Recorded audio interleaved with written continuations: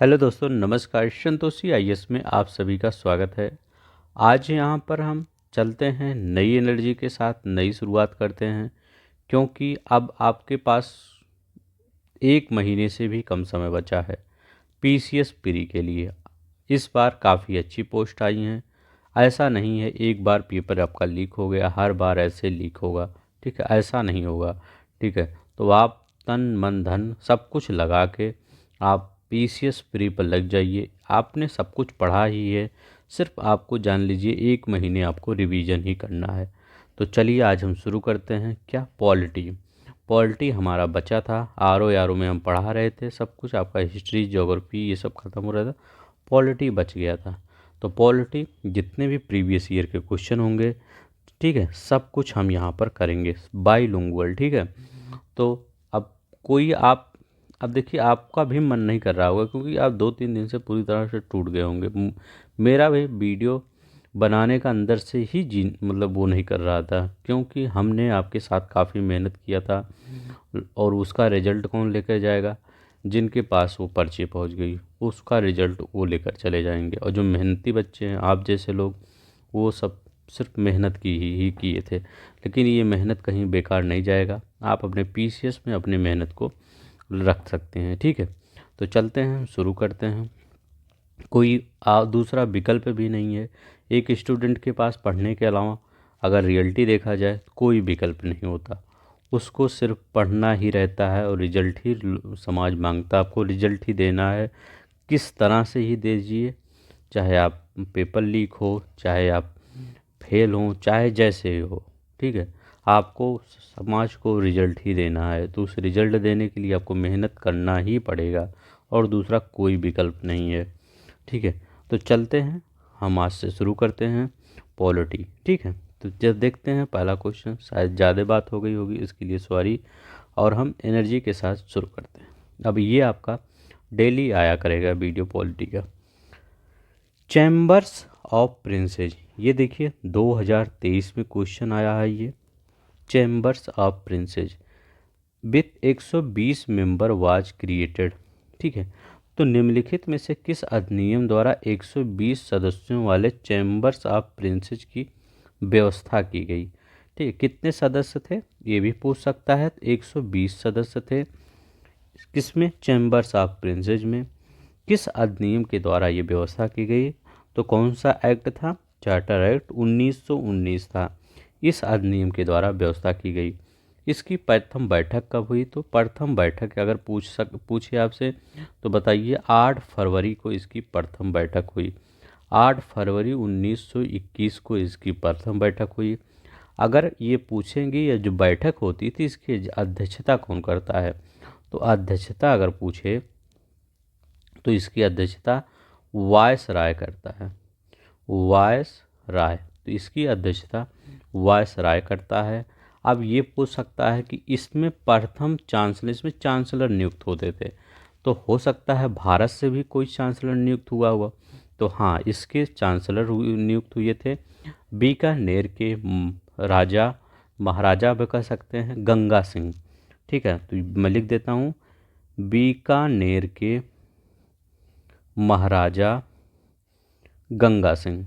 ठीक है, ये आपके प्रथम चांसलर थे। इस बारे में अगर इन सब के बारे में कुछ पूछे तो आप बता दीजिएगा। तो एक्ट ऑफ 1919 से चैम्बर ऑफ प्रिंसेस की नियुक्त हुई थी, क्रिएट किया गया था। ठीक है, प्रांतों में दैध शासन प्रणाली की स्थापना किस अधिनियम के द्वारा हुई थी? अब प्रांतों में पूछ रहा है। इस क्वेश्चन की पहले थोड़ी सी हिस्ट्री जान लीजिए। डायरकी सिस्टम, ये है डायरकी सिस्टम। देखिए डायरकी सिस्टम आया कहाँ से, डायरकी वर्ड कहाँ से आया, ये देखिए। अब देखिए, अगर आपसे कोई पूछे कि डायरकी सिस्टम के जन्मदाता कौन है, तो इनको कौन से बताएंगे? लियोनिस कार्टिस। याद रखिएगा, कौन? लियोनिस लियोनिल कार्टिस। ठीक है, इनको आप जन्मदाता मानेंगे किसकी? डायरकी सिस्टम की। अब देखिए इसका इन्होंने एक बुक लिखी थी, बुक का नाम था, बुक का ही नाम था डायरची। ठीक है, डायरची इनको इसकी बुक का ही नाम था, यहीं से आया।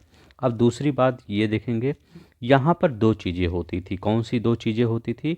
दैध शासन में, जिसको डायरची कहते हैं, यहाँ पर अंग्रेजों ने डायरची मतलब दो भागों में विभाजित किया जितने भी थे। तो कौन कौन से? एक आरक्षित विषय और एक हस्तांतरित विषय। तो एक लिख दीजिए आरक्षित विषय। आरक्षित विषय, इस विषय को क्या किए? अंग्रेज अपने पास रखें, खुद अपने पास रखें। और हस्तांतरित विषय, हस्तांतरित विषय, इसको आपको अंग्रेज किसको ट्रांसफ़र कर दिए? भारत के जो मंत्री थे, मतलब जो भारत के लीडर थे, उनको हस्तांतरित कर दिए। अब इसमें होता क्या था? अब देखिए, अब आरक्षित विषय देखिए कितने चालाक थे अंग्रेज, ठीक है। इसमें कौन कौन से जो इनके पास, अंग्रेजों के पास रहता था, इसमें कौन कौन से सब्जेक्ट रखे गए?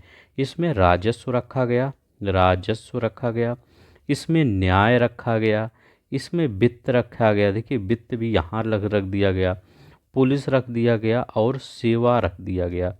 क्या रख दिया गया? सेवा। तो राजस्व, न्याय, वित्त, पुलिस और सेवा, ये सब अंग्रेज खुद अपने पास रखते थे। क्या?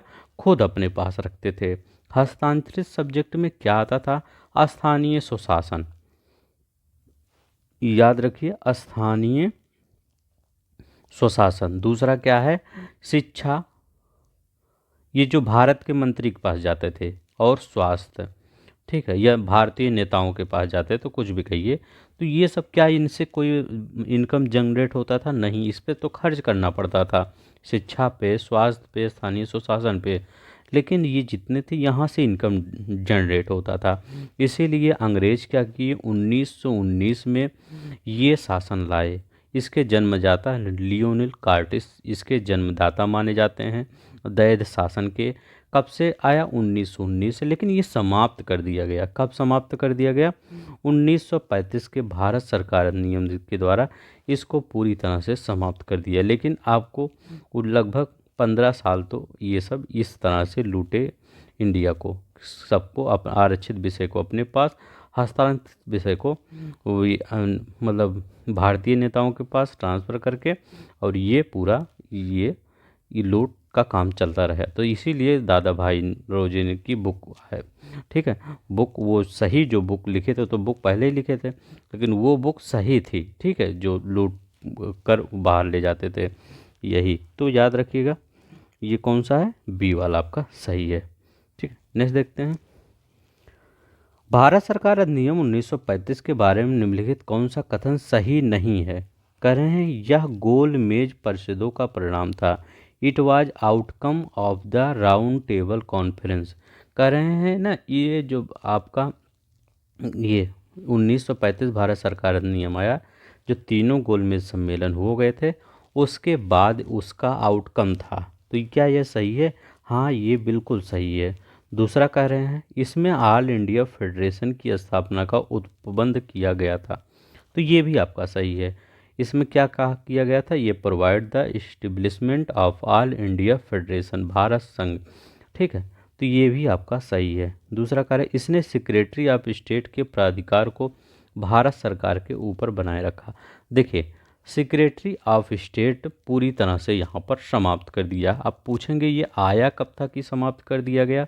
ये जब 1857 की आपकी लड़ाई चल रही थी, जब वो समाप्त हुआ, तो उसके बाद आपका ये आया कौन सा? 1858 द्वारा ये लाया गया। क्या? ये इसमें ये कौन सा? Secretary of state. तो ये भारत सचिव परिषद इसको बोलते हैं हिंदी में। क्या है? भारत सचिव परिषद। इसको कब लाया गया? 1858 में लाया गया, लेकिन इसको समाप्त कर दिया गया 1835 के अधिनियम के द्वारा। ये काफ़ी बार क्वेश्चन पूछा गया, याद रखिएगा। इसने प्रांतों में स्वायत्त का उपबंध समिष्ट किया था। तो ये क्या कह रहा है कि प्रांतों में स्वायत्त, पहले स्वायत्त नहीं था, डायरकी सिस्टम था, लेकिन प्रांतों में 1935 आके डायरकी सिस्टम खत्म कर दिया गया और प्रांतों में स्वायत्त की आ गया, ठीक है। डायरकी खत्म होने के बाद प्रांतों में क्या आ गया? स्वायत्त लाया गया, ठीक है। स्वायत्त मतलब क्या? ऑटोनॉमी लाया गया। तो ये भी आपका सही है, ये वाला गलत है, यहाँ पूरी तरह से समाप्त कर दिया गया। तो सी वाला यहाँ पर गलत होगा। नेक्स्ट चलते हैं, देखते हैं क्या कर रहा है। आई होप आपको समझ में आ गया होगा। अब देखिए यहाँ पर लिखा गया 1773 कर है 1773 के रेगुलेटिंग एक्ट में कौन सा उपबंध नहीं किया गया है, कौन सा उपबंध नहीं किया गया कह रहा है। इसने युद्ध और शांति से संबंधित मामले में बंगाल प्रेसिडेंट को बॉम्बे प्रेसिडेंट और मद्रास प्रेसिडेंट से सर्वप्रिय बनाया था। हाँ, ये सही है।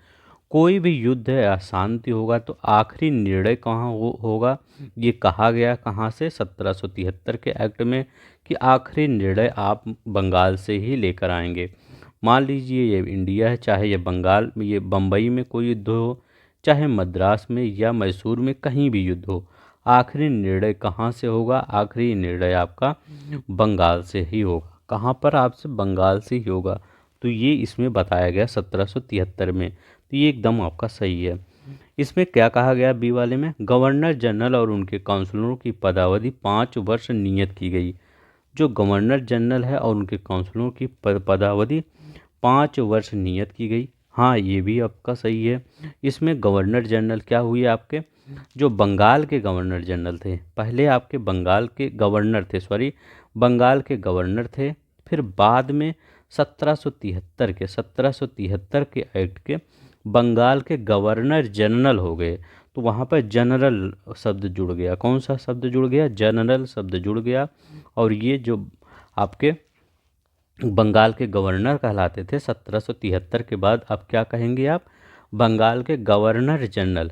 अब इनकी सहायता करने के लिए वही 4 सदस्यीय समिति, कार्यकारी समिति की गठन की गई।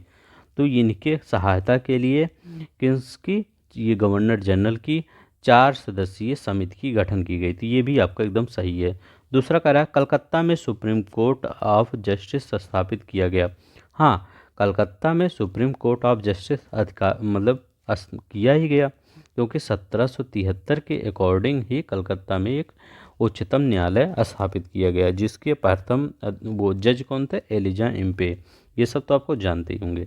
देखिए, आप क्वेश्चन ऐसे ही बन रहे हैं। अभी आर ओ का पेपर आपने देखा, इसी टाइप का क्वेश्चन बन रहे हैं। 4-5 ऑप्शन था, कौन गलत है कौन सही है, यही यहाँ पर। तो इस टाइप के क्वेश्चन अब मैं ज़्यादा आपको करवाने की कोशिश करूँगा, ताकि आपका कॉन्फिडेंस वहाँ पर डाउन ना हो। ठीक है, वो 1 लाइनर वाला क्वेश्चन कम ही आएगा। आप करें, the governor general in council was authorise to appoint president. Governor general in council को बॉम्बे प्रेसिडेंटी और मद्रास प्रेसिडेंट के उत्तराधिकारी को नियुक्त करने के लिए प्रतिगृहित किया गया। तो ये आपका गलत है, तो ये प्रतिगृहित नहीं किया गया। ठीक है, याद रखिएगा, ये गलत है, आपका सब सही है।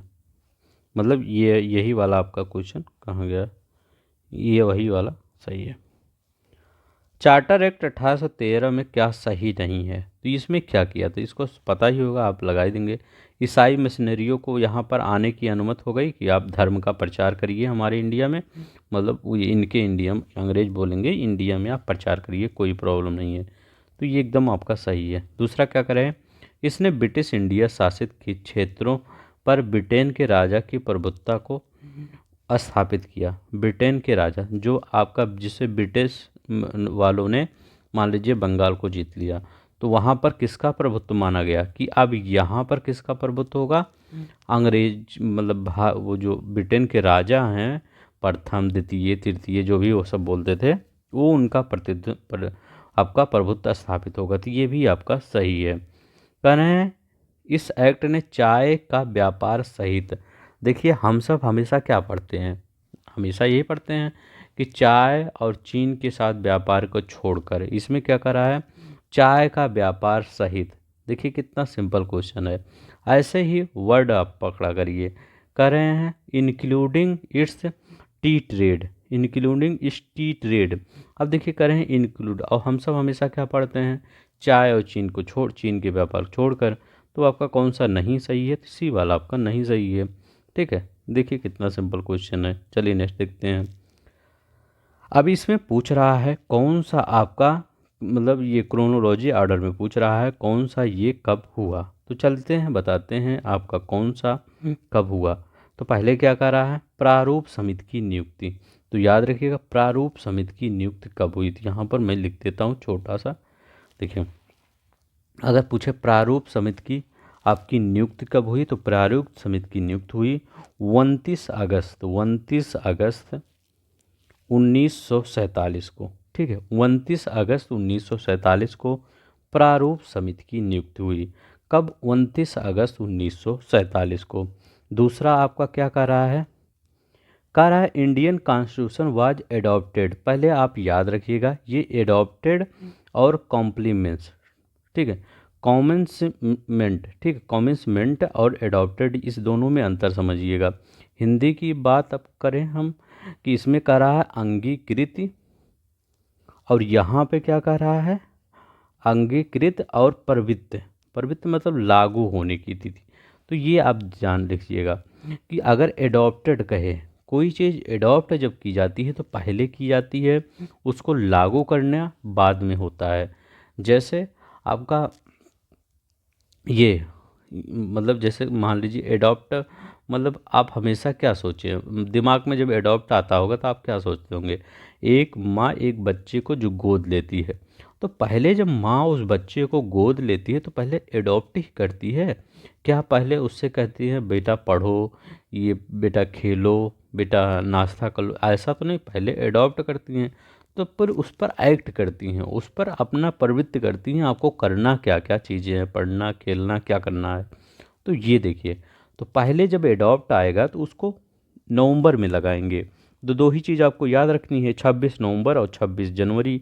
तो अगर एडॉप्ट की बात आएगी, ठीक है, तो उसको हमेशा पहली बार अंगीकृत अगर कहेंगे तो अंगीकृत क्या होगा? पहले आएगा 26 नवंबर। काफ़ी बच्चे इसमें ही कंफ्यूज रहते हैं, कब एडॉप्ट करें कब लागू करें। जब एडॉप्ट जान लीजिए अगर आए तो ये पहले होता है 26 नवंबर 1949। मतलब क्या? अंबेडकर जी यहाँ पर रखें आपका अब ये संविधान सभा में, अब लोग उसको मान लिए। अब उसको मतलब वो तो जितने लोग संसद में थे वो सब माने कि हाँ आएगा, लेकिन पूरी दुनिया में कब लागू किया गया वो बात होती है 26 जनवरी 1950 को। 26 जनवरी 1950 को। तो ये दोनों बातें आप याद रखिएगा, नहीं तो कई लोग इसी में कंफ्यूज हो जाते हैं, कौन अडॉप्टेड होगा कौन ये होगा। ठीक है, तो ये कमेंसमेंट और एडॉप्टेड दोनों में अंतर समझिएगा। अब देखिए यहाँ पर है संविधान सभा की प्रथम बैठक। तो ये संविधान सभा की प्रथम बैठक कब हुई? तो इसकी बैठक प्रथम कब हुई थी? याद रखिएगा 9 दिसंबर, याद रखिएगा 9 दिसंबर 1946 को। ठीक है, 2 दिन बाद 11 दिसंबर को भी हुई थी बैठक, लेकिन ये प्रथम बैठक पूछ रहा है। ठीक है, तो 9 दिसंबर 1946 को हुई थी। तो अब याद रखिए अपने हिसाब से देखिए कौन पहले हुआ था। तो 46 देखिए कहीं है ये, तो पहले 4 आएगा, फिर आपका 49, 50, 47, 4 के बाद 1, 4 के बाद 1 आएगा, फिर पहले 49 आएगा, फिर 50 आएगा, 49 मतलब 2 आएगा, फिर 3 आए, 4 1 2 3, 4 1 2 3, ये देखिए ये वाला आपका सही है। ठीक है, तो ऐसे याद करिएगा। ठीक है, अब एडॉप्टेड की बात आए तो 26 नवंबर 1949, कॉमेंसमेंट मतलब प्रवृत्ति लागू होने की 26 जनवरी 1950, से तो पता ही है। संविधान सभा की प्रथम बैठक 9 दिसंबर 1946। और ये प्रारूप समिति की नियुक्ति कब हुई थी? ये भी ये आपको बार बार याद नहीं होगा, याद रखिएगा, इम्पोर्टेंट है। 29 अगस्त 1947। देखिए इस बार कितना आर ओ के एग्जाम में डेट पूछा था, तो कौन है? 29 अगस्त 1947। ठीक है, चलते हैं नेक्स्ट देखते हैं। नेहरू ने संविधान सभा में उद्देश्य प्रस्ताव, ठीक है, कब प्रस्तुत किया? अब देखिए आप सब सोच रहे होंगे सर क्या बेनिफिट मिलेगा, डीमोटिवेट फील कर रहे होंगे। ठीक है, आप अभी भी डीमोटिवेट फील कर रहे होंगे, बट अगर पेपर बाई चांस से कैंसिल भी हो जाता है तो आपकी तैयारी होनी इतनी चाहिए कि आप पेपर दोबारा पुनः अच्छी तरीके से दे सकें। ठीक है, तो उसी आशा में आप पढ़िए, या उस आशा में नहीं तो पीसीएस प्री की आशा में पढ़िए, कुछ भी करके पढ़िए, क्योंकि दूसरा विकल्प स्टूडेंट के पास नहीं होता है। इतना समझ लीजिए, यही रियलिटी है। दूसरा विकल्प क्या होता है? जाइए सब कुछ छोड़ के प्राइवेट जॉब कीजिए कहीं फिर, ठीक है, वही करिए। लेकिन वो आपका ड्रीम नहीं है, आपका ड्रीम है ये अधिकारी बनना, तो उसके लिए मेहनत करना ही पड़ेगा। बीच में आपके दुख दर्द पीड़ा सब आते रहेंगे, इनको इग्नोर करना है। आप उस पर आयोग पर दबाव बनाते रहिए कि उस थोड़ी सी सही जांच उस पर करवाए, ठीक है। अब देखिए, नेहरू ने संविधान सभा में उद्देश्य प्रस्ताव कब प्रस्तुत किया? तो बताइए, नेहरू ने संविधान सभा में उद्देश्य प्रस्ताव कब प्रस्तुत किया? तो कब प्रस्तुत किया आपका? 13 दिसंबर 1946 को। याद रखिएगा, 13 दिसंबर 1946 को प्रस्तुत किया। लेकिन लागू कब? देखिए, जिससे वो आपका एडॉप्ट हो गया, इसके बाद स्वीकार कर लिए गए। इसको संविधान सभा द्वारा ये प्रस्तुत कर लिए गए। मान लीजिए प्रस्तुत नेहरू जी ने प्रस्तुत किया, लेकिन ये आपका लागू ये वो मतलब स्वीकार कब किया गया लोगों के द्वारा, मतलब जो संविधान सदन में उनके द्वारा कब स्वीकार किया गया? तो 22 जनवरी 1947। ठीक है। तो अगर पूछा जाए कि उद्देश्य प्रस्ताव कब प्रस्तुत किया गया, 13 दिसंबर 1946। कब आपको ये ये कब स्वीकार किया गया? तो 22 जनवरी 1947। 46 47। ठीक है, नेक्स्ट चलते हैं। संविधान सभा ने 22 जुलाई 1947 को राष्ट्रीय झंडे को स्वीकृत किया था। नीलम संजीव रेड्डी भारत के राष्ट्रपति के चुनाव से पूर्व लोकसभा के अध्यक्ष के रूप में कार्य कर चुके थे। ऊपर लिखित कथनों के आधार पर विकल्पों का चयन कीजिए। इसमें क्या करा कि संविधान नेशनल फ्लैग वाज एडॉप्टेड। देखिए, एडॉप्टेड आ गया, एडॉप्टेड बहुत बार आता है। कॉन्स्टिट्यूशन असल में 22 जुलाई 1947 को। हाँ, एकदम ये सही है। नीलम संजीव रेड्डी के बारे में आप क्या पढ़े हैं कि ये भारत के ऐसे पहले राष्ट्रपति थे जिनको मतलब निर्विरोध चुना गया था। क्या? निर्विरोध चुना गया था। ये कौन से नंबर के राष्ट्रपति थे? 6 नंबर के राष्ट्रपति थे। अब देखिए, ये राष्ट्रपति बनने से पहले ही लोकसभा के अध्यक्ष के रूप में भी कार्य कर चुके थे। कई लोग को नहीं पता होगा, लेकिन ये याद रखिए, जैसे हमारे ओम बिरला जी हैं, अभी लोकसभा के अध्यक्ष हैं, अभी इनको राष्ट्रपति चुन मतलब बना दिया जाए, ठीक है, द्रौपदी मुर्मू जी के बाद अभी इनको राष्ट्रपति बनवा दिया। तो यही इनके साथ भी हुआ है। नीलम संजीव रेड्डी राष्ट्रपति चुनाव से पूर्व लोकसभा के अध्यक्ष के रूप में कार्य कर चुके थे। कौन से लोकसभा का कार्यकाल था? तो याद रखिएगा, छठवीं लोकसभा। कौन सी? छठवीं लोकसभा का कार्यकाल था। ठीक है, छठवीं लोकसभा के अध्यक्ष के पद पर वो रह चुके थे और छठवीं लोकसभा का कार्यकाल था। अब देखिए, इनके बारे में ये भी पूछ सकता है कि इनका कार्यकाल कब से कब था। तो 5 साल निर्विरोध जब चुनेंगे तो 5 साल तो रहेंगे ही। तो 1977 से 1982 तक इनका कार्यकाल था। बस, तो दोनों आपका सही है, बोथ स्टेटमेंट एंड टू सही है। हिमाचल प्रदेश पीसीएस, अच्छा क्वेश्चन था। संविधान सभा अकेले ही देश के लिए एक स्वदेशी संविधान का निर्माण कर सकती है, सही मायने में और पूरी तरह से लोगों की इच्छा का प्रतिनिधित्व कर सकती हैं। अब देखिए, who said the constitution assembly alone can produce a constitution indigenous to the country and truly and fully representing the will of the people. किसने कहा था? तो ये आपका महात्मा गांधी जी ने कहा था। ये याद रखिए, फैक्ट है। अब देखिए, ये देखिए, काफ़ी अच्छा क्वेश्चन है। इसमें आपका पूछ रहे हैं कौन सा आपका सही होगा। कह रहे हैं भाषा समिति। भाषा समिति मतलब किसके है? तो भाषा समिति याद रखिएगा, ये जवाहरलाल नेहरू नहीं है। भाषा समिति आपके लैंग्वेज कमेटी है, गोविंद बल्लभ पंत। तो याद रखिएगा, गोविंद बल्लभ पंत। अब यहाँ ले यूनियन पावर कमेटी, ठीक है, संघ शक्ति समिति, इसके अध्यक्ष थे, याद रखिएगा, इसके अध्यक्ष थे वो जवाहरलाल नेहरू। तो जवाहरलाल नेहरू इसके अध्यक्ष थे। माइनॉरिटी कमेटी, ये भी सही, तीसरा आपका सही है। Fundamental rights sub committee, JB Kripalani, ये भी आपका सही है। मौलिक अधिकारों की सलाहकार कमेटी, वल्लभ भाई पटेल, ये भी आपका सही है। तो चौथा भी सही है, पाँचवा भी सही है। 3 4 5, कौन सा? 3 4 5। अल्पसंख्यक समिति, मौलिक अधिकार की उप समिति, जेबी कृपलानी। मौलिक अधिकार की उपसमिति, ठीक है, क्या उपसमिति, तो ये जेबी कृपलानी। मौलिक अधिकारों की सलाहकार वल्लभ भाई पटेल। 3 4 5 सही है, ठीक है। इसमें कौन सा विकल्प इधर दिया है, तो कौन सा विकल्प आपका सही होगा, तो इसमें मतलब कोई विकल्प 3 4 5 नहीं है, ई ही लगा देंगे, ठीक है। इसको हटा दीजिए, मतलब नन ऑफ दी। अब देखिए यहाँ पर संविधान सभा द्वारा किए गए कार्यों का मतलब अर्लीस्ट से लेटेस्ट करिए, मतलब पिछले से अभी तक करिए, कौन सा ये इसमें है।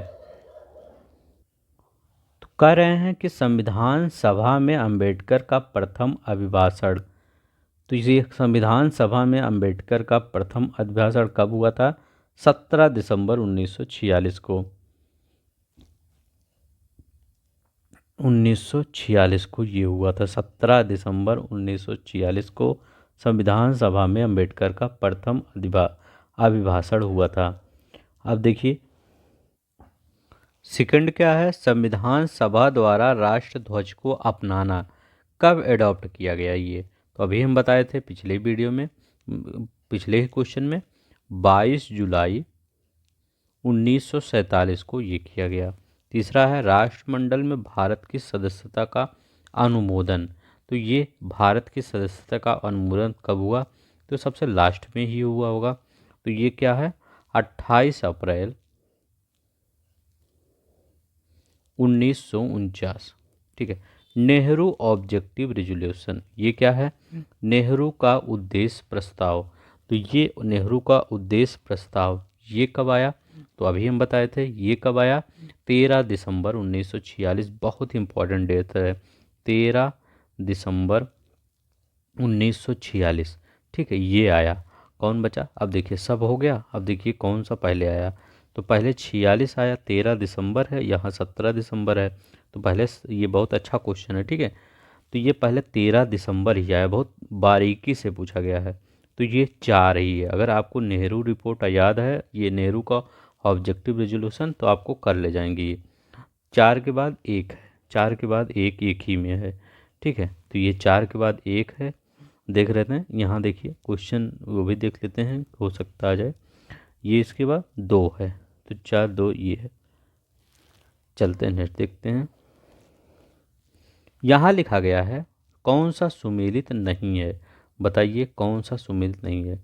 ये कह रहा है ट्रिब्यूनल्स, ठीक है, ये अधिकरण मतलब करें ट्रिब्यूनल, तो ये कौन अधिकरण इसको हिंदी में बोलते हैं, भाग 10-11 है, ठीक है। तो अधिकरण क्या है, भाग 11 है, ये कह रहे हैं, अभी सही गलत नहीं है। The union territory, union territory कितना, संघ राज्य क्षेत्र, कह रहे हैं भाग 8 है। शेड्यूल एंड ट्राइब्स, ठीक है, पार्ट कौन सा है, संसूचित और जनजाति क्षेत्र, पार्ट 10। ऑफिशियल लैंग्वेज कितना है, तो करें हैं ये 10, ये 17 है, तो ऑफिशियल लैंग्वेज का कितना करें हैं, 17 है। तो इसमें कौन सा आपका सही होगा, तो बताइए। तो आपका सब कुछ सही है, सिर्फ पहला ही नहीं है। ट्रिब्यूनल्स जानते हैं कौन सा भाग होता है, 14 का होता है, तो ये आपका गलत लिखा गया है, भाग 14 का, मतलब 14 का, या ए लिख सकते हैं, कुछ भी सकते हैं, भाग का 14 का।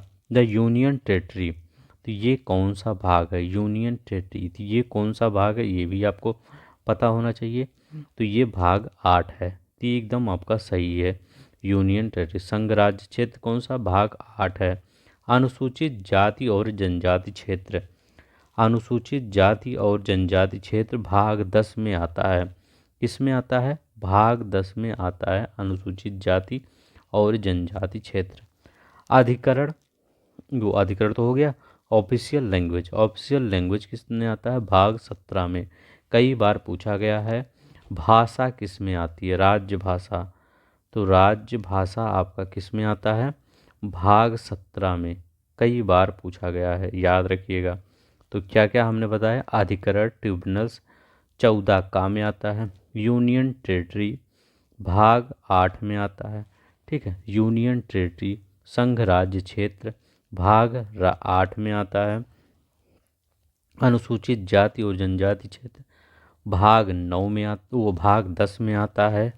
ऑफिशियल लैंग्वेज भाग 17 में आता है। कितने? 17 में आता है। नेक्स्ट देखते हैं। पीसीएस प्री 2023 में क्वेश्चन आया है। देखिए कितना अच्छा क्वेश्चन पूछा गया था, भाग से ही पूछा गया था। तो आपको पूरा जितने भी पार्ट हैं सब पार्ट को याद आना चाहिए, याद रखना चाहिए। ठीक है, चलते हैं नेक्स्ट देखते हैं। अब देखिए यहाँ यूनियन एंड टेरिटरी संघ और राज्य क्षेत्र करें मौलिक कर्तव्य, नागरिकता, राज्य के नीति निर्देशक तत्व। इसमें बताइए, चयन का उत्तर कीजिए, कौन सबसे पहले आता है, कौन सबसे बाद में आता है। इसमें ये बताना, मतलब ज़्यादा वो वैसा नहीं है। तो भाग 1 में क्या आता है? भाग 1, तो भाग 1 अगर भाग 1 कहे तो उसमें आता है संघ तथा उसका राज्य क्षेत्र। मैं लिख देता हूँ संघ, ये तो लिखा ही गया है। ठीक है, संघ तथा उसका राज्य क्षेत्र किस में आता है? भाग 1 में आता है। तो यहाँ भाग 1 लिख देते हैं, ज़्यादा अच्छा रहेगा। भाग 1। ठीक है, मौलिक कर्तव्य किस में आता है?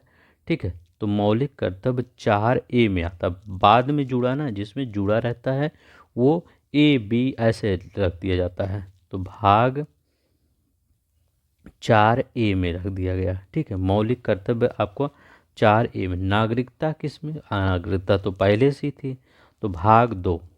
तो भाग 2 आपका किस में आ जाएगा? नागरिकता में आ जाएगा। भाग 2 नागरिकता में आ जाएगा। Directive principle of state policy, ये भी पहले से ही था, तो ये किस में आ जाएगा? भाग 4। तो भाग 4। ठीक है, तो पहले कौन सा आएगा? पहले 1 आएगा, फिर 3 आएगा। ठीक है, 1 के बाद 3 ही आएगा ना। 3 के बाद 4 आएगा, फिर 4 ये आएगा, फिर 4A आएगा, फिर भाग 4 आएगा, मतलब 4 फिर 2। ठीक है, तो ये आपका बी वाला आपका सही हो जाएगा। ठीक है, तो पहले क्या याद रखेंगे? पहले भाग 1 में संघ तथा उसका, एक बार आंख बंद करिए, याद करिए, संघ तथा उसका राज्य क्षेत्र भाग 1 में। मौलिक कर्तव्य भाग 4 में। मौलिक कर्तव्य किस में होगा? भाग 4 में। 4A याद रखिए, 4A, 4 मत याद रखिएगा, 4A तो अगर 4 खाली याद करेंगे तो DPSP आ जाएगा। सिटीजन भाग 2 में, और ये ठीक है, तो ये आपको ये चारों याद रखना है। ठीक है, चलते हैं देखते हैं। 5वीं अनुसूची किस प्रविष्ट हेतु शासन और हितों की सुरक्षा करता है? कह रहे हैं 5वीं जो अनुसूची है किस शासन हेतु इसके हितों और की सुरक्षा करता है? काफ़ी अच्छा क्वेश्चन है, ये भी बताइए। तो ये अनुसूचित जनजाति की, याद रखिएगा, जो शेड्यूल्ड ट्राइब है उनके हितों की रक्षा करता है। कौन? 5वीं अनुसूची, अनुसूची से प्रश्न है। ठीक है, तो चलते हैं देखते हैं 5वीं अनुसूचित जनजाति से संबंधित देखते हैं। देखिए इसमें कौन कौन से लोग की बात की गई है। तो इसमें इतना याद रखिएगा, जो 5वीं अनुसूची में 5 राज्यों को छोड़ दिया जाता है। कौन कौन से? वो उन सब के राज्यों को छोड़ दिया जाता है। असम, ये आपका क्वेश्चन पेपर RO में पूछा गया था। असम, मेघालय, त्रिपुरा, ठीक है, और मिजोरम। ये कितने? 4 हैं। इन 5 में इन चारों स्टेट को छोड़कर भारत में जो समस्त स्टेट हैं, जो समस्त आपकी अनुसूचित जातियां हैं, उनके कल्याण की बात कही जाती है। किसमें? 5वीं अनुसूची में। इसी याद रखिए, शेड्यूल्ड ट्राइब 5वीं अनुसूची में इन सब की बात की जाती है, लेकिन असम, मेघालय, त्रिपुरा और मिजोरम इन सबको छोड़ दिया जाता है। तब आप पूछेंगे सर इनका फिर रखा कहाँ जाता है? इनमें भी जातियाँ होंगी, जनजातियाँ होंगी, तो इनका मतलब प्रशासन से संबंधित अध्ययन किस में किया जाता है? तो याद रखिएगा, उसके लिए अलग से प्रावधान किया गया है, वो 6वीं अनुसूची है। याद रखिएगा, वो जो 6वीं अनुसूची है, मतलब 6वीं आपका शेड्यूल है, उसमें आपकी बात की जाती है इसमें छठवीं में इन सब की बात की जाती है। असम, मेघालय, त्रिपुरा, मिजोरम, मतलब मेरा ये कहने का मतलब है इनको स्पेशल कैटेगरी दे दिया गया है कि आप इन सबको स्पेशली ट्रीट करिए कि ये सब सिर्फ छठ। तो ये आपसे अगर कोई पूछे छठवें शेड्यूल में कौन कौन से स्टेट हैं, अभी यही क्वेश्चन आया था पेपर में, तो आप क्या बताएंगे। और इसको हमने पढ़ाया भी था, हमने स्क्रीनशॉट भी लगाया है जाके, उसमें हमने जो आया था क्वेश्चन उस स्क्रीनशॉट भी लगा दिया है। एक तो मैंने वीडियो ही पूरा बना दिया है कौन कौन से क्वेश्चन हमारी वीडियो से आए थे, ठीक है, वो तो हमने स्क्रीनशॉट ही लगा दिया उस पर। तो असम, मेघालय, त्रिपुरा, मिजोरम ये छठवीं शेड्यूल में आते हैं, 6 शेड्यूल में आते हैं। अब इसमें देखिए एक क्वेश्चन और ही पूछा गया था, वही क्वेश्चन बता रहा हूँ। वो क्वेश्चन ये पूछा गया था कि इसमें क्या जनजातीय सलाहकार परिषद का प्रावधान है। तो हाँ, इसमें आपका एक जनजातीय सलाहकार परिषद होता है। जनजातीय छठी अनुसूची में बता रहे हैं, ये जो छठी अनुसूची है जनजातीय सलाहकार परिषद, तो ये छठी अनुसूची में इसमें सदस्य कितने होते हैं, 20 से अधिक सदस्य मिलकर ये बनता है छठी। तो छठी में पूछे तो असम, मेघालय, त्रिपुरा, मिजोरम, और पांचवी में पूछे तो सभी स्टेट के अनुसूचित जाति जनजाति, मतलब अनुसूचित जनजाति के लोगों के लिए प्रशासन की व्यवस्था करता है। ठीक है, इतना याद रखिएगा। पाँचवीं और छठवीं में कंफ्यूज मत होइएगा, नहीं तो आप पाँचवीं और छठवीं में कंफ्यूज हो जाइए। अब यहाँ पर देखिए, निम्नलिखित संविधान में कौन सा विषय सही सुमेलित नहीं है, कौन सा आपका सही सुमेलित नहीं है। कह रहे हैं ये 9th schedule allocation seat council, 9वीं अनुसूची राज्यसभा में स्थानों का आवंटन है। ठीक है, अभी हम भाग पढ़े हैं, अनुसूची और भाग से आप कंफ्यूज मत होया करिए। ठीक है, तो इसमें ये कह रहा है, दूसरा क्या कह रहा है, दूसरा कह रहा है तीसरी अनुसूची शपथ और प्रतिज्ञान से संबंधित है। तीसरी करें शपथ और प्रतिज्ञान से संबंधित है। सी वाला कह रहा है 8वीं अनुसूची भाषाएं से कह रहे हैं, 8वीं है भाषाएं से, और भाग में कौन सा भाषा भाग में था, 8वें भाग, वो 17 भाग जो भाग में आप पढ़े थे, तो अगर भाग अगर 17 कोई आप से पूछे तो वो भाषा था राज्य भाषा। यहाँ पर है 8वीं अनुसूची में भाषाएं दिया गया है, तो ये आपका सही है कि गलत, तो ये आपका एकदम सही है। 10वीं अनुसूची दल बदल के आधार पर नियत, तो इसमें कौन सा आपका गलत है, तो पहला ही वाला गलत है। 9वीं अनुसूची राज्यसभा में सीटों का आवंटन, ये आपका गलत है। 9वीं अनुसूची सभी बच्चों को सबसे ज़्यादा टफ लगता है याद करने में। इसमें क्या होता है, खुद अधिनियमों एवं विनियमों का विधिमान्यीकरण, कुछ जो अधिनियम होते हैं, कुछ विनियम होते हैं, उनको कानून की तरह किस तरह माना जाए वो होता है। तो अधिनियम और विनियमों का विधिमान्यीकरण, इतना याद रखिएगा 9वीं में। ठीक है, यही आपका सही है। तीसरी है शपथ, तीसरी हमेशा याद रखिएगा, लिखा गया है तीसरी, कैसे याद रखेंगे, तीसरी, तीसरी में 3 अक्षर हैं, शपथ में भी 3 अक्षर हैं, तो तीसरी में शपथ याद रखिएगा।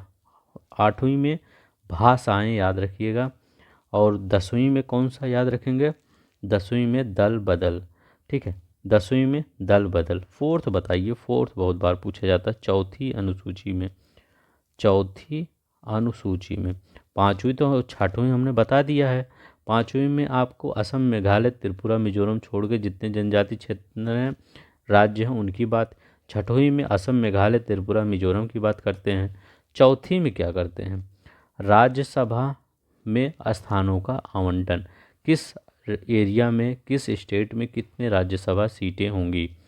तो राज्यसभा में याद रखिएगा, राज्यसभा में स्थानों का आवंटन, स्थानों का आवंटन। ठीक है, तो आपका 9th वाला आपका ये गलत है। ठीक है, ये आपका राज्यसभा में स्थानों का आवंटन ये चौथा वाला होगा। ठीक है, ये वाला। चलते हैं नेक्स्ट देखते हैं कहाँ आया है। यूपी पीसीएस प्री 2023 में, देखिए यूपी पीसीएस प्री 2023 में कितने कितने क्वेश्चन आए हैं, वो भी अच्छे अच्छे क्वेश्चन आए हैं और सिंपल सिंपल क्वेश्चन। अब देखिए पहली अनुसूची, पहले कह रहे हैं इसमें कौन से सही हुए। अभी देखिए हम क्या कर रहे हैं, शपथ है। शपथ कितने अक्षर से मिलके बनता है, 3 अक्षर से मिलते बनता है, तो ये तीसरी हो गई, तीसरी हो गई। तो अगर शपथ की बात करता है तो तीसरी हो जाती है, कौन सी, तीसरी हो जाती है।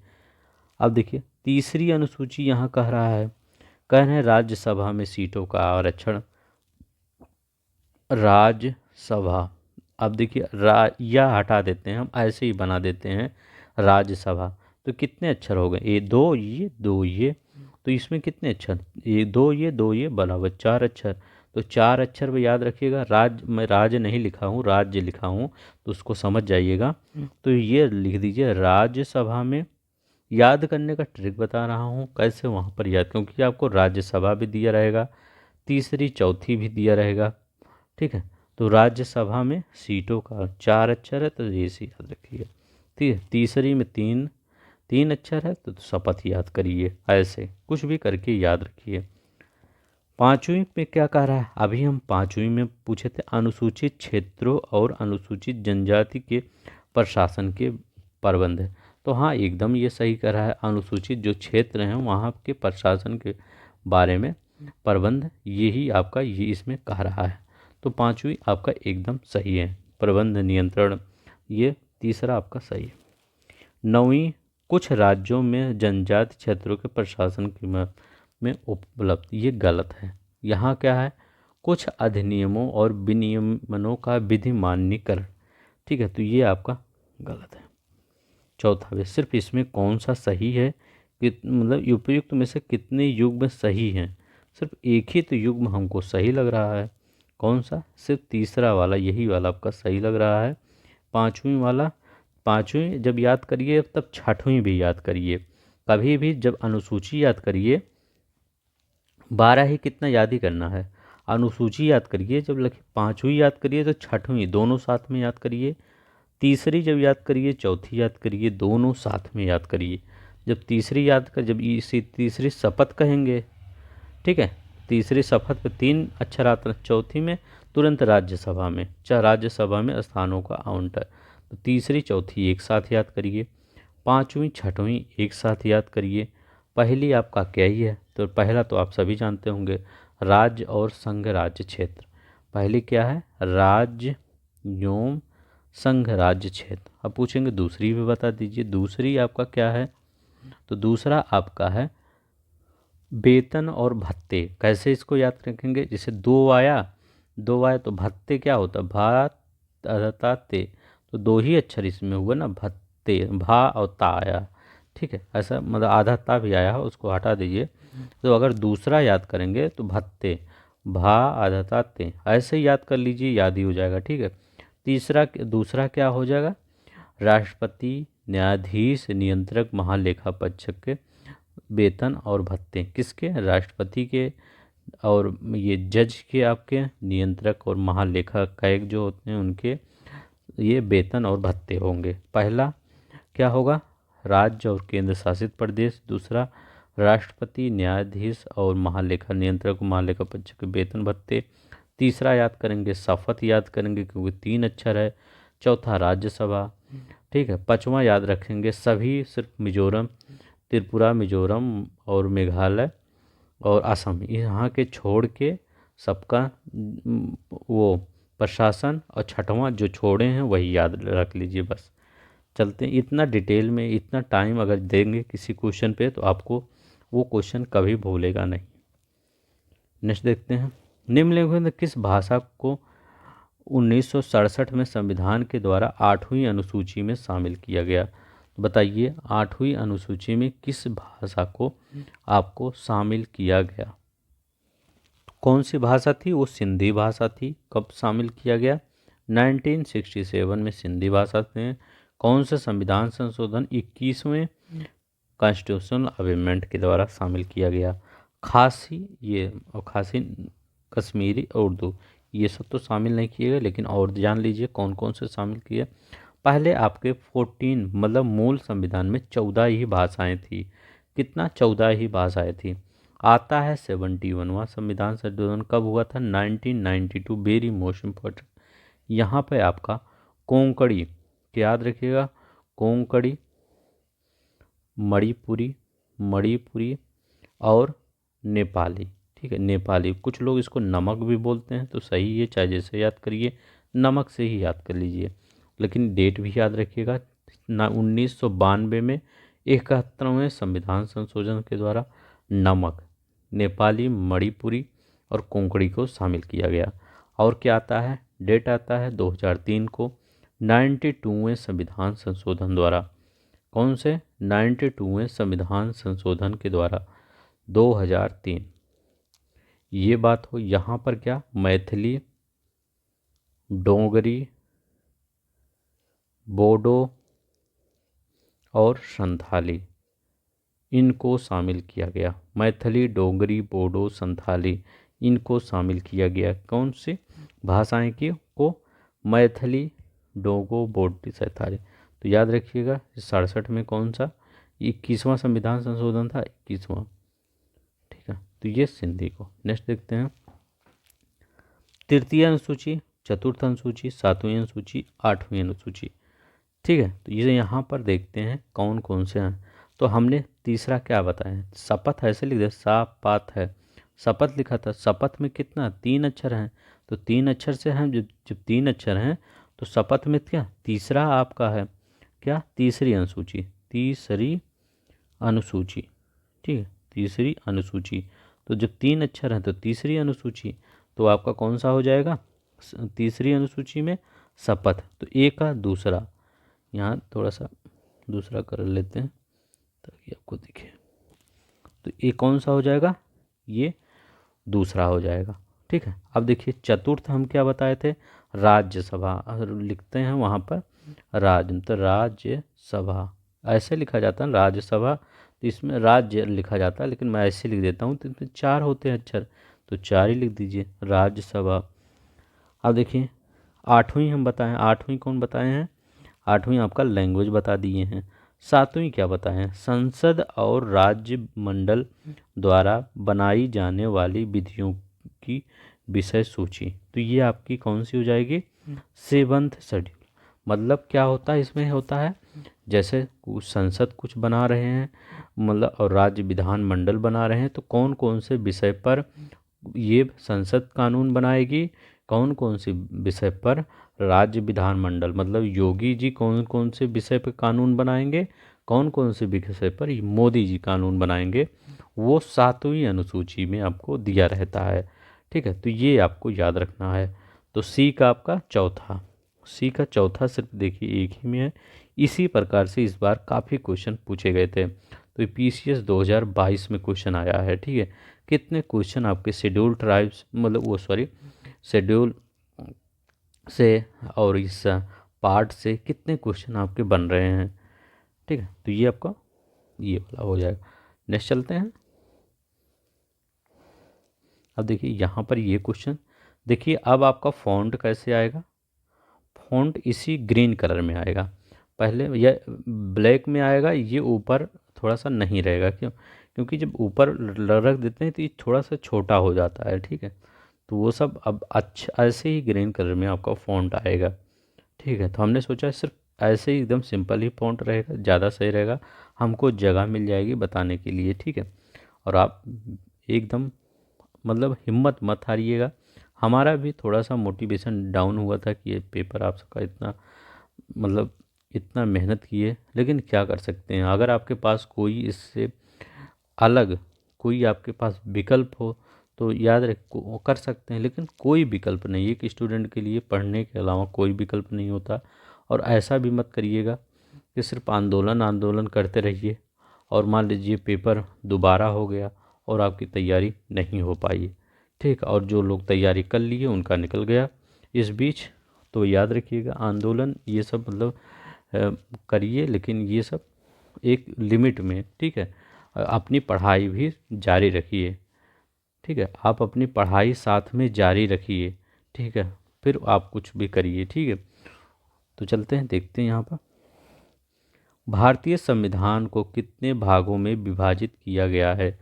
बताइए भारतीय संविधान को कितने भागों में विभाजित किया गया है, 16 भागों में, 22 भागों में, 24 भागों में, 25 भागों में।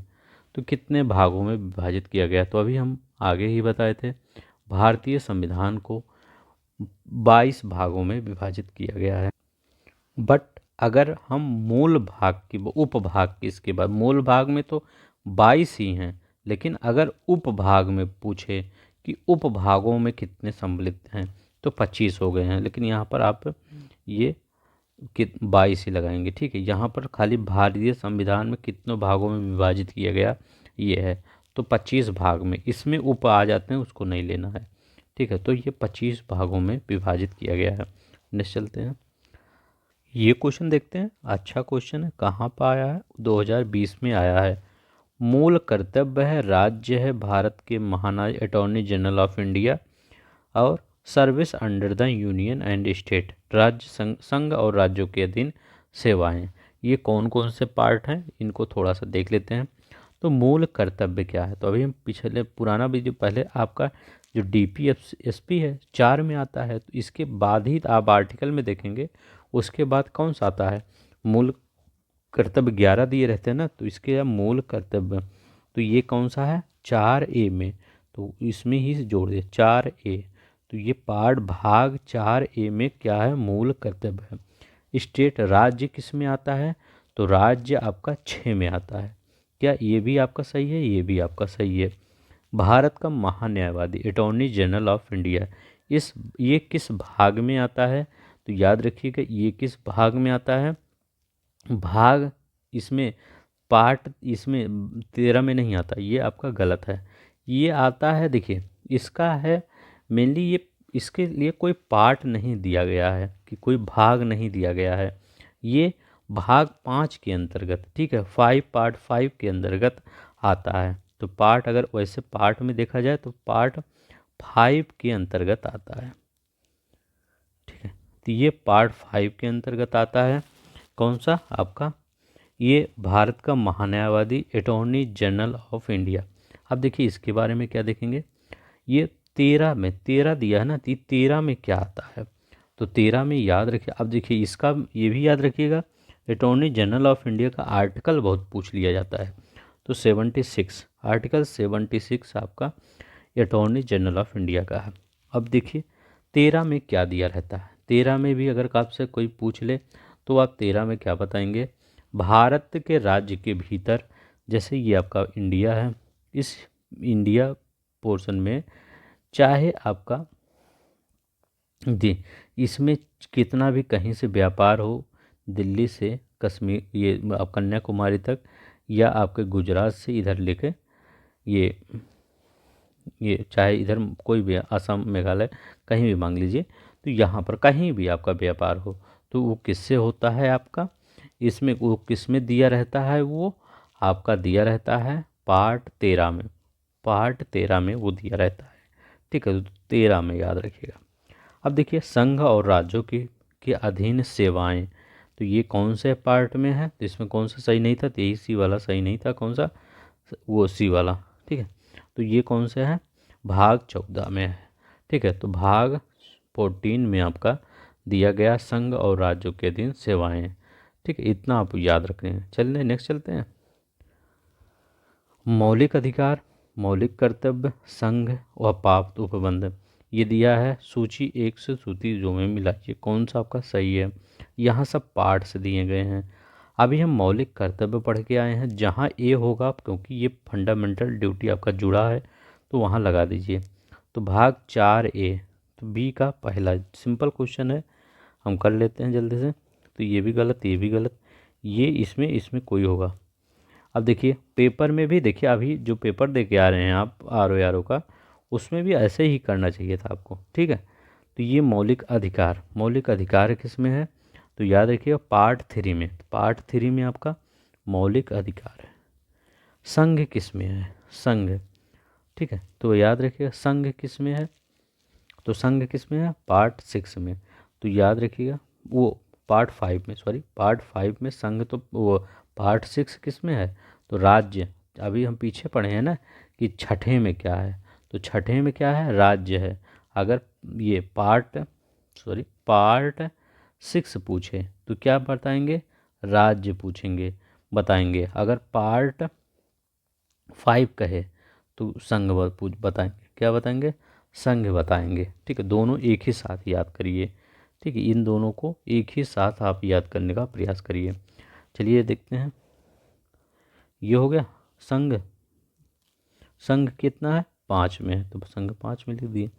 आपात उपबंध किस में है, आपात उपबंध मतलब इमरजेंसी प्रोविज़न, तो इमरजेंसी प्रोविज़न 18 में है। तो डी का कौन सा है, तीसरा, यहाँ 3 लिखा गया है ना, हाँ तो यहाँ तीसरा, तो डी का तीसरा एक ही में है। और इस वाले को क्वेश्चन को देखते हैं, देखिए अच्छा क्वेश्चन है, सिंपल क्वेश्चन अभी हम बताएं। संविधान का दूसरा भाग, संविधान का दूसरा भाग क्या है, तो हम दूसरा भाग क्या पढ़ के आ रहे हैं, दूसरा नागरिकता पढ़ के आ रहे हैं ना, नागरिकता। तो दूसरा है नागरिकता, तो part second part of the constitution, तो ये नागरिकता लिख दीजिए, नागरिकता सिटीजनशिप। ठीक है, ये third part of the constitution कौन सा सही सुमेलित है कि सही है, थर्ड पार्ट ये देखिए उल्टा लिख दिया है। तो थर्ड पार्ट क्या है, मौलिक अधिकार, फंडामेंटल राइट, तो मौलिक अधिकार थर्ड है।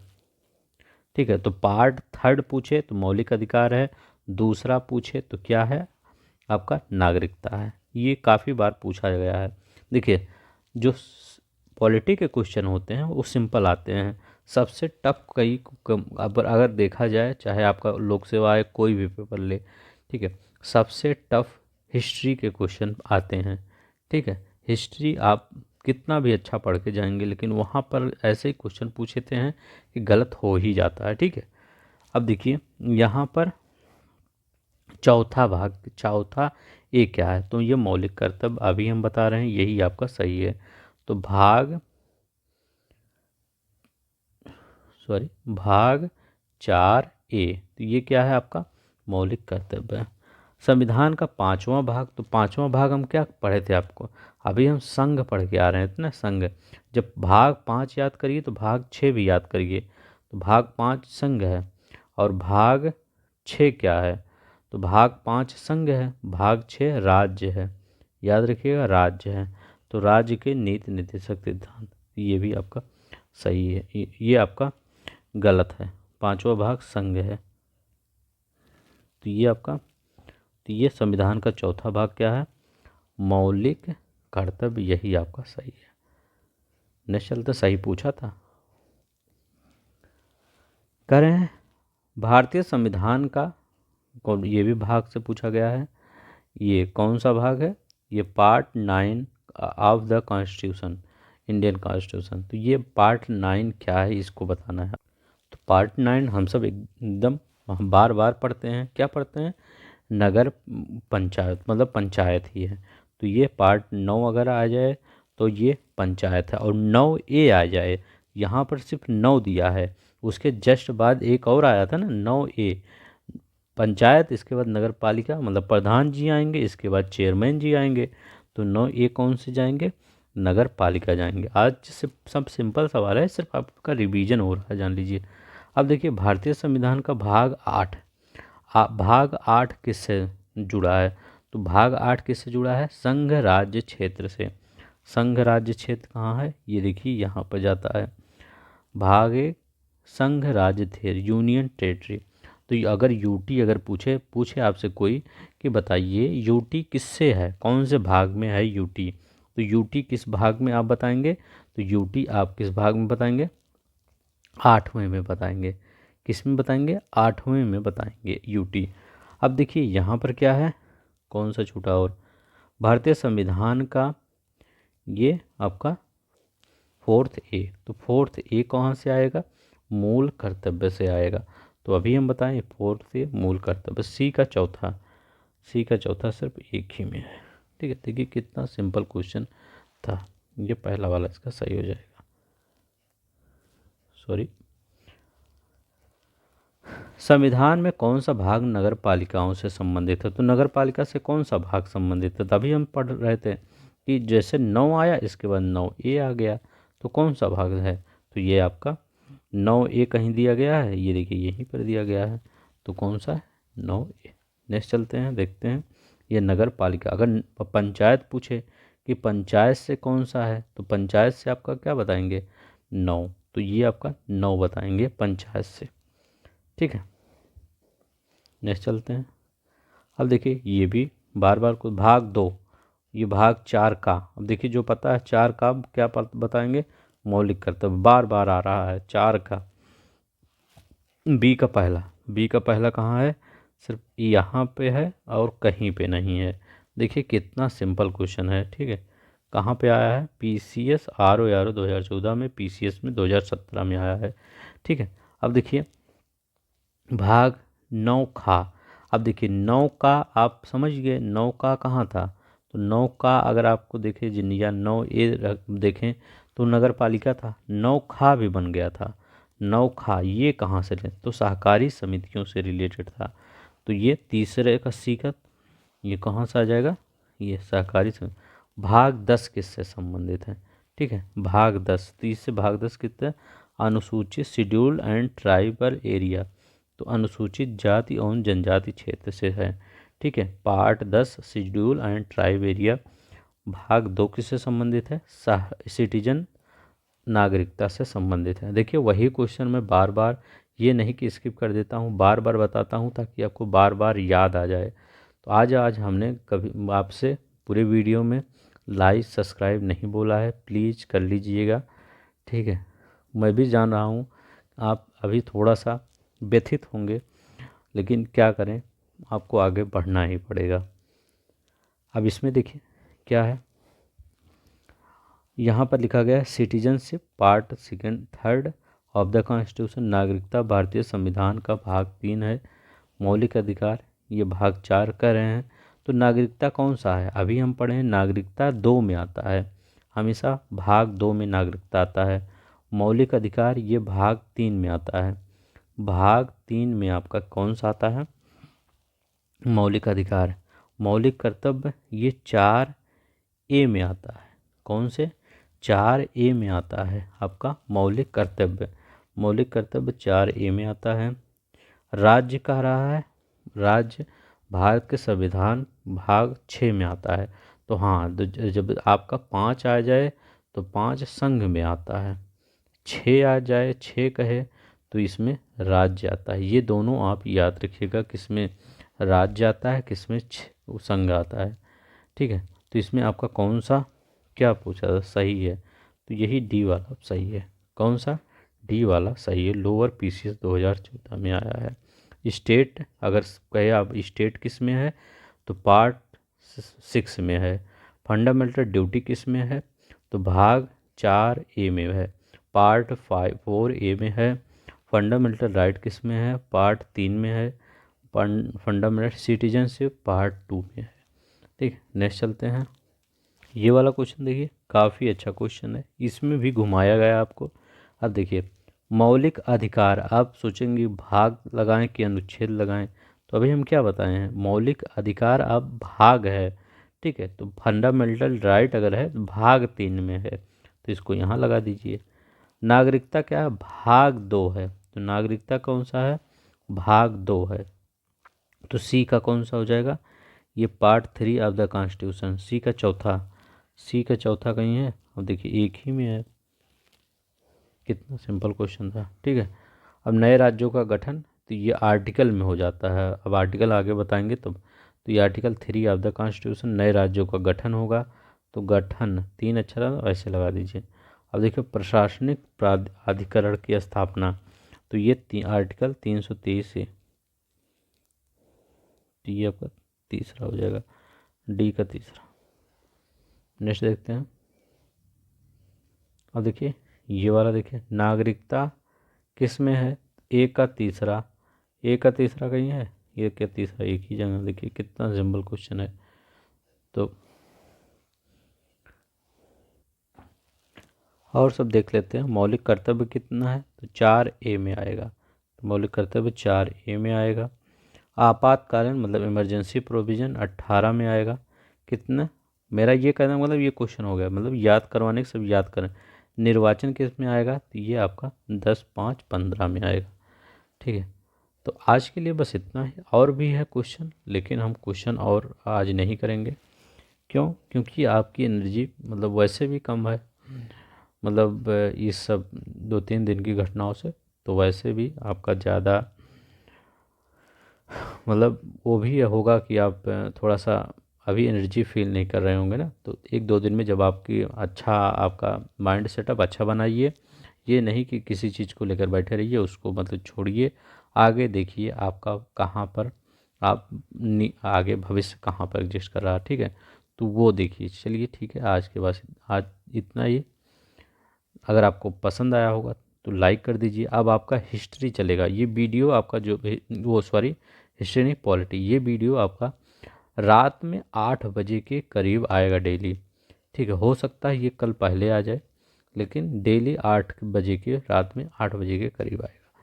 तो आज के लिए बस इतना ही।